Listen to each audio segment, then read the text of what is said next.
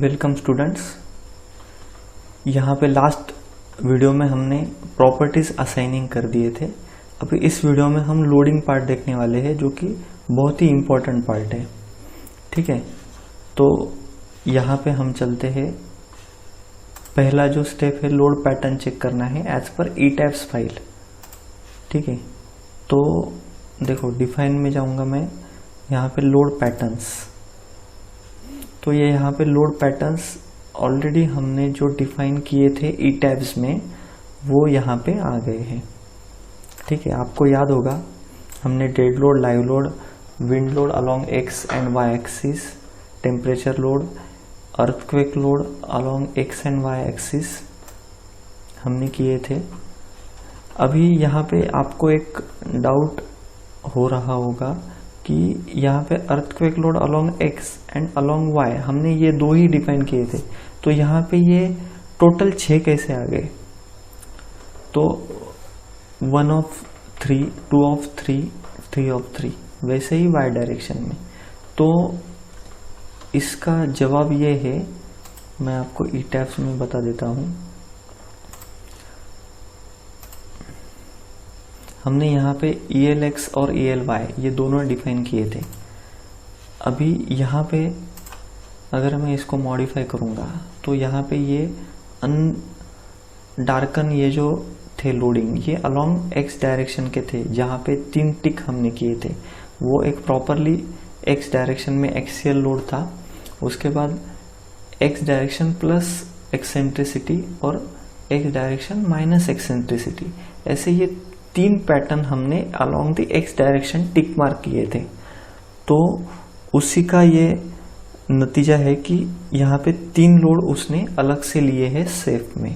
वैसे ही Y direction में 3 load लिए थे, मैं वो भी दिखा देता हूँ।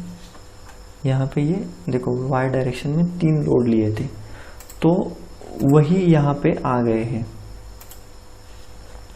सेफ में। उसके बाद फिर रिस्पॉन्स स्पेक्ट्रम हमने किया था, ये तो अबो लोड आ गए हैं अबो वाले फ्लोर के। उसके बाद मोडल एनालिसिस, जो सबसे इम्पोर्टेंट एनालिसिस है ई टैब्स का, तो वो एनालिसिस भी हमने ई टैब्स में परफॉर्म किया था। तो उसके लोडिंग्स, वो लोड पैटर्न्स यहाँ पे आ गए हैं। ठीक है, तो इस तरह से सभी लोड पैटर्न्स यहाँ पे आ गए हैं हमारे। उसके बाद लोड केसेस, ये सबसे इम्पोर्टेंट पार्ट है। लोड केसेस में भी सभी लोड केसेस जो है वो आ गए हैं। रिस्पॉन्स स्पेक्ट्रम, मॉडल, टॉर्शन, उसके बाद ये विंड लोड, अर्थक्वेक लोड, ये सभी आ गए। Dead load, live load. तो अभी फिलहाल इतना ध्यान में रखना है, मैं इंडिविजुअल आइसोलेटेड फुटिंग या फिर कंबाइन फुटिंग की जो सीरीज थी, जो प्रॉब्लम स्टेटमेंट्स हमने देखे थे, उसमें भी बताया था कि फाउंडेशन एनालिसिस ये प्योरली नॉन लीनियर एनालिसिस है। अगर इसको मैंने मॉडिफाई किया यहाँ पे, तो यहाँ पे ये लीनियर के ऊपर टिक है, बट ये फाउंडेशन एनालिसिस लीनियर एनालिसिस नहीं रहता है, ये प्योरली नॉन लीनियर एनालिसिस रहता है। तो फिर अभी हम लीनियर के ऊपर क्लिक क्यों कर रहे हैं, लीनियर को टिक मार्क क्यों कर रहे हैं? तो इसका जवाब ये है कि अगर हमने यहाँ पे सबके ऊपर नॉन लीनियर के ऊपर टिक मार्क किया, तो उसका जब हम एनालिसिस परफॉर्म करेंगे तो उसको काफ़ी समय जाता है।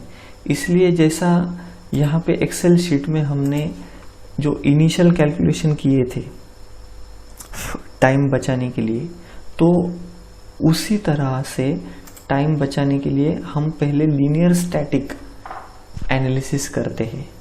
उसके हिसाब से बेसिक चेक हम परफॉर्म करते हैं, और उसके बाद जब भी फाइनल डिज़ाइन करना होता है हमें, तो उसके लिए हम नॉन लीनियर एनालिसिस की तरफ जाते हैं। ये सबसे इम्पोर्टेंट पार्ट है, तो वो पार्ट हमने ध्यान में रखना है।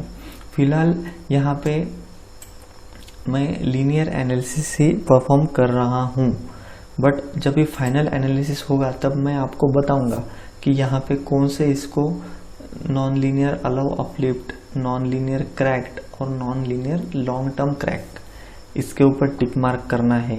कौन से एनालिसिस के ऊपर, वो मैं आपको फाइनली बताऊंगा। वो चेकलिस्ट में भी मैंने डाल के रखा है, तो आपको चिंता करने की ज़रूरत नहीं है। ठीक है, यहाँ पे फिलहाल मैंने सभी लीनियर स्टैटिक करके लिए हैं। ओके, उसके बाद उसी तरह से लोड कॉम्बिनेशंस। तो लोड कॉम्बिनेशन में ये सर्विस लोड कॉम्बिनेशन है और बाकी के जो है वो अल्टीमेट लोड कॉम्बिनेशन है।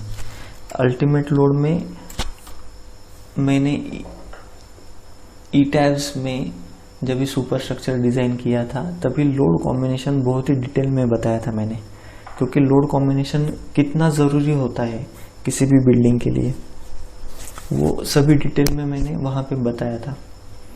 तो वही सभी लोड कॉम्बिनेशन यहाँ पे इंपोर्ट होके आ गए हैं। तो ये सभी लोड कॉम्बिनेशन यहाँ पे बाय डिफ़ॉल्ट आ गए हैं। इस तरह से हमारा ये लोडिंग पार्ट कंप्लीट हो गया है।